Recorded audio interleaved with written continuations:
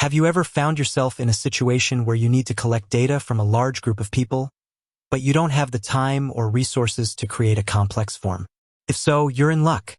In this tutorial, I'm going to show you how to create a simple form in Smartsheet that will make it easy to collect the data you need. Smartsheet is a powerful spreadsheet and project management tool that can be used to collect and organize data. Forms are a great way to collect data from a large group of people, and Smartsheet makes it easy to create and manage forms. In this tutorial, we will cover the following topics: how to create a new form, how to add fields to your form, how to customize your form, how to share your form, creating a new form. To create a new form in Smartsheet, simply click on the New button and select Form. Once you have created a new form, you will be able to add fields to your form.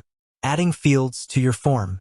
There are a variety of different fields that you can add to your form, including text fields, number fields, date fields, drop-down fields, checkbox fields, radio button fields. To add a field to your form, simply click on the Add Field button and select the type of field that you want to add. Once you have added a field to your form, you can customize the field by specifying its label, description, and other properties. Customizing your form. There are a number of ways to customize your form. You can change the layout of your form, add a background image, and add a logo.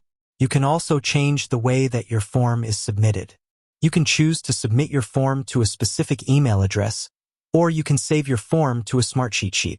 Sharing your form. Once you have created your form, you can share it with others. You can share your form by sending them a link to the form, or you can embed your form on a website. Smartsheet is a powerful tool that can be used to create forms of all types. In this tutorial, we have covered the basics of creating a form in Smartsheet. With a little practice, you will be able to create forms that meet your specific needs. With that said, thanks for watching, and until next time.